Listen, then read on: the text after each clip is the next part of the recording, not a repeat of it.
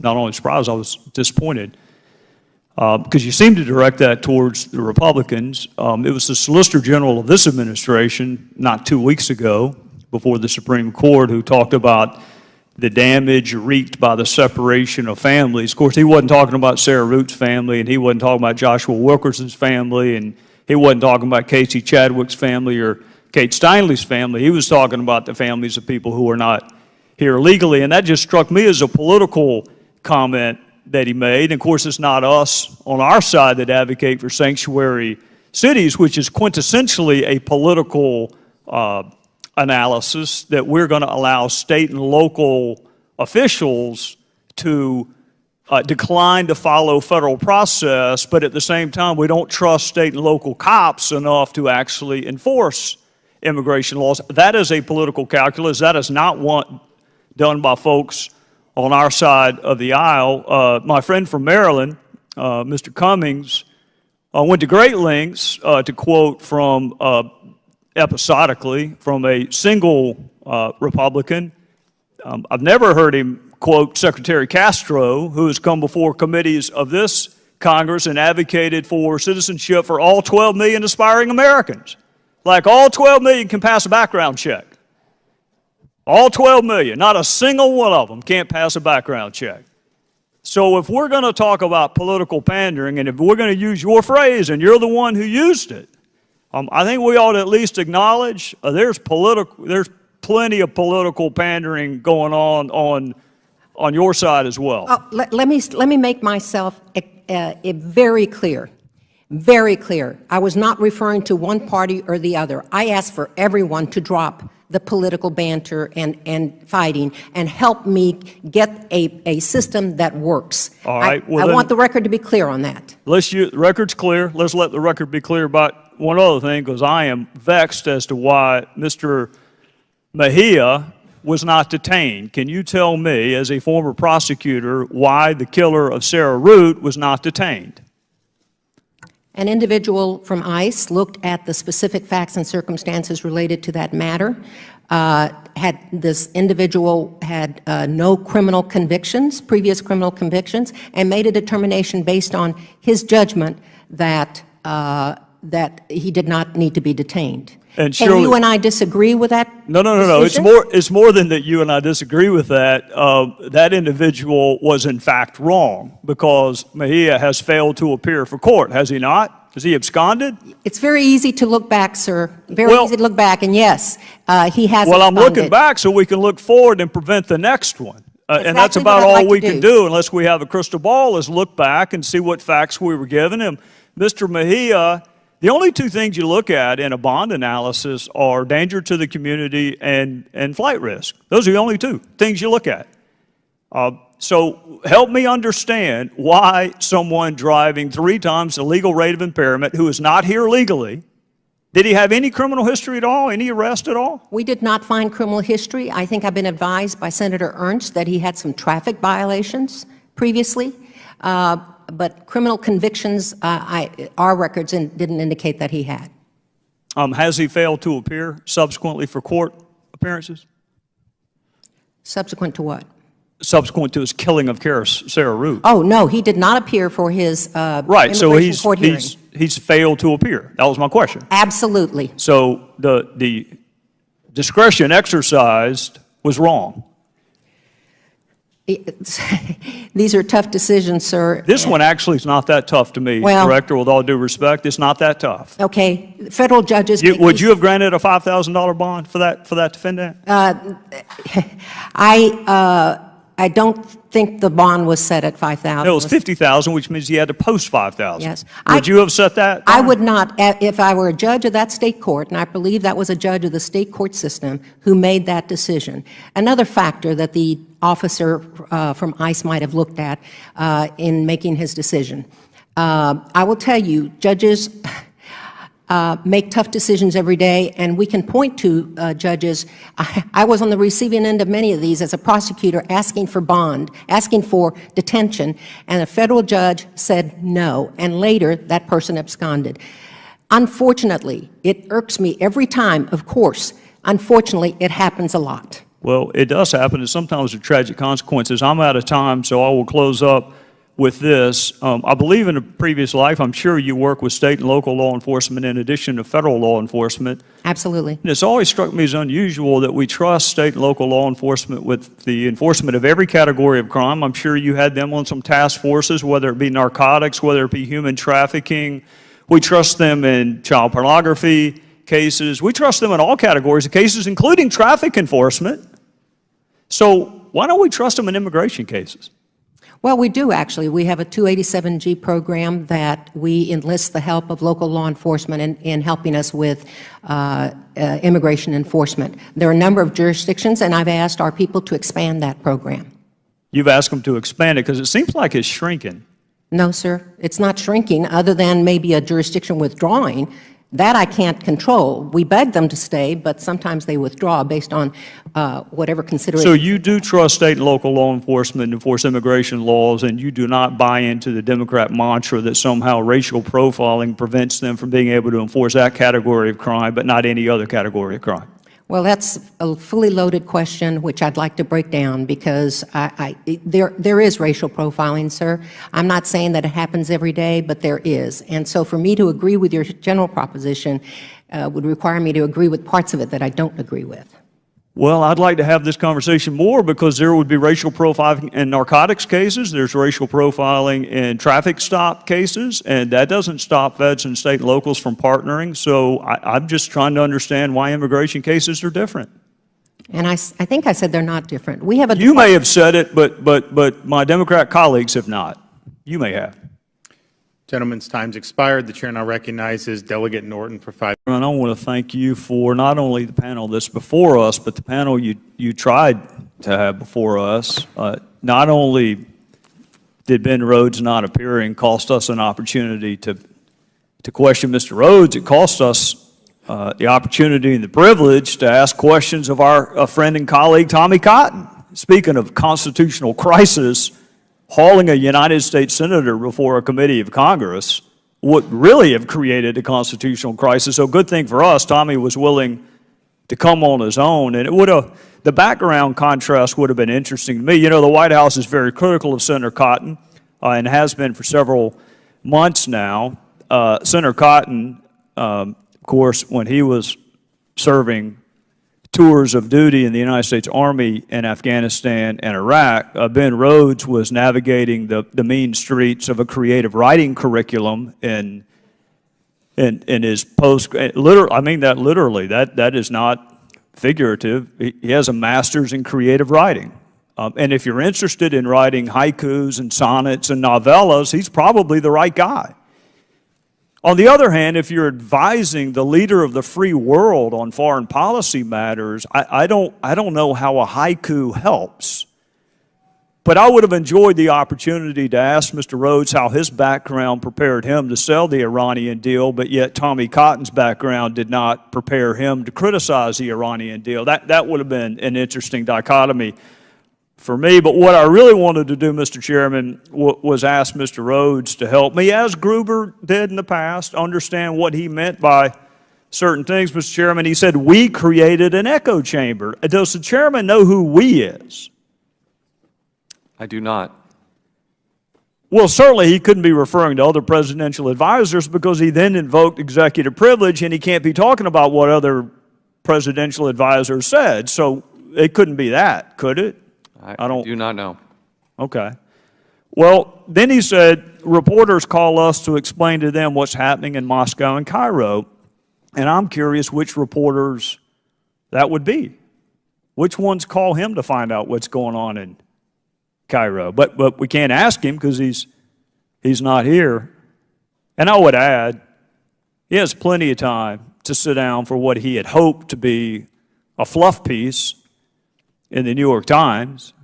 He's been on television plenty of times. He had plenty of time to draft memos for the president, but he doesn't have time to come before a committee of Congress. And then this is what really concerns me, Mr. Chairman. In talking about those reporters, he said they literally know nothing.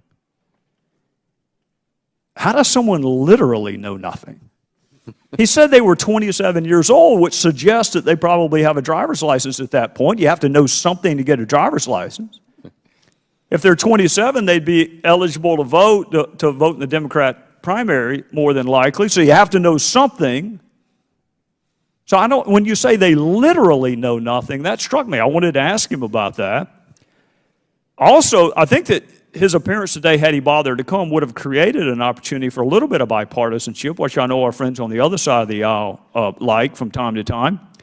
It said he expressed contempt for the editors and reporters at the New York Times, the Washington Post, and the New Yorker. That might have provided an opportunity for some bipartisanship. It would have given us an opportunity to share our own frustrations. But he didn't come. Mr. Chairman, you do a great job leading this committee. It's up to you whether or not you assert the people's right to question Ben Rhodes. But this selective use of executive privilege on one day, but it's not executive privilege on the next, at some point Congress is going to have to stick up for itself. We're going to have to decide whether or not we do have a right to question people. And if you have time to make these comments to a reporter, you ought to be able to come explain yourself. And if you have time at the White House to send a bunch of mean tweets about a guy who served two combat tours in Tommy Cotton, and he's willing to come, but the creative writing expert isn't willing to come, at some point this body is going to have to stick up for itself. With that, I'd yield back to the chairman. Thank the gentleman. Will not All right, since I have been here, there has been one request for an increase in the debt ceiling. I understand there's another one coming. I don't know whether it will come before the first Tuesday in November or after the first Tuesday in November. I want you to assume, and again, I'm not going to hold you to the number. You don't need to go research it. You're smart enough. I've seen you testify before enough to know that you probably will be able to answer this question off the top of your head. If this were the last debt ceiling increase you could ask for, the final one, and you had to make it large enough for all current and future obligations, what would the request need to be? Well, I don't know how to answer that question. Let me answer it slightly differently. It makes no sense for the country. Since Congress controls how much we can borrow every year, we have no independent authority to spend beyond what Congress authorizes. For Congress to put itself and its members through the position every 6 months or every year to hold a separate vote, politically difficult vote, on whether they should continue to authorize us to do things they've already authorized us to do. But I don't know how to answer that question because you're talking about the future. The best way to— Well, the last debt ceiling increase was for how long and for how much? Well, under the deal we reached last August, we set up a mechanism, I believe, where Congress imposed on itself 3 votes over a 15-month period. What will be the amount of the increase in November or December? Well, it depends. You know, this is Congress makes this choice, and the Congress has to make the choice based on how much time they want to give them. So, right, but you've seen the numbers. In fact, I made a note. You used the exact same word that Chairman Ryan uses, and I hope they don't run any ads showing you pushing a senior citizen off a cliff in a wheelchair for using that word. But you just used the word unsustainable. right. So my question to you is, if we had one more chance to borrow all the money that we need, assuming current variables, how big would that number have to be? I don't know how to answer that. I think that if you let me try this a little differently. You'll have to decide as a member of Congress how much time you want to give Congress before you have to vote on it again, and you can choose that amount of time. The larger the number you create, the do it. But again, the debt limit doesn't decide how much we can borrow. You decide how much we can borrow because every year you decide how what you can much authorize. debt would we need to meet current and future obligations, assuming the status quo indefinitely? Well, that I'd be happy to get you in writing. I can't do it in my head, though. How about a round number? No idea. I just can't do it in writing. But if your question is that if Congress authorized no additional increase in spending or revenues right. forever, how much we have to borrow? I can do that question in math, but I got to. 20 trillion? I just can't do it in my head. 50 trillion? I don't know. I've seen you work before. You're smart. You're quick. Not smart enough. A lot? Can we agree it'd be a lot? It would be a lot. It would make you uncomfortable. Right. Thanks. Thank you, Mr. Chairman. Thank you, Mr. Chairman. I couldn't help but think when Secretary Geithner from the Treasury came that we had a glimpse of Wall Street, so I don't know whether the gentleman is counting that as a Goldman Sachs visit or not. Ms. Waits, you went through, and I tried to take notes, you went through an incident that happened with respect to the Children's Fund, and what strikes me as being tantamount to an involuntary contribution. Could you go back, just take 30 seconds to go back through that factual predicate for us one more time? What happened? Well, in 2004, when I went to the delegate assembly, we were told right off that it was non-negotiable. We had to make a donation to the Children's Fund in 2 separate payments that amounted to $180, which I finally did, and I procrastinated because I couldn't figure out why it had to be 2 different payments, and I couldn't figure out why it wasn't tax deductible. But the name is the Children's Fund. It's the Fund for Children in Public Education, so you assume it's for children in public education. Oh, who in the world could possibly be opposed to something called a Children's Yeah, Fund? if you ask a teacher to give money, a teacher may have $2 in her purse, and if you ask for that $2, that teacher's going to give a child the money. That's just what we do. Are you familiar with the work of the Children's Fund? I was not until the last day of the assembly when they announced that the money that had been raised through the Children's Fund would go to the campaign. In 2004, it was John Kerry. In 2008, it was Obama. And that was the very last day. Now, I found out what the nature of the Children's Fund was in the women's bathroom on a break when 2 ladies from California told me. I asked them if they were required to give because everyone, you were very pressured into donating. And they said, no, it was a political fund, and that's how I originally found out about it, was from some other lady. We may have a clip, Mr. Chairman, of an ad run by the Children's Fund. Let's see if we have one here. What do we know about Tom Ganley? We know used car salesman Tom Ganley was sanctioned for deceptive advertising. Now he says he wants to bring jobs back from overseas. The same Tom Ganley who signed a pledge to protect tax breaks for companies who ship jobs overseas. Can't trust Tom Ganley on cars, can't trust him on jobs. We just can't trust Tom Ganley. NEA Fund for Children in Public Education is responsible for the content of this advertising. Wow. I didn't see a word about children or education. Yeah, if you're going to have a political fund, name it a political fund, especially when you're in an education field. People will give to children for any type of education purpose. I speculated, NEA gives teacher grants, and I originally thought, okay, maybe it'll go to teacher grants, and then I thought, well, maybe it'll go to underprivileged children or children in high poverty areas. And Children's Fund is a children's fund. It shouldn't be a political fund. And So that's you what they didn't hide know it was under. going to go for an attack ad in No, a sir. partisan No, race. sir.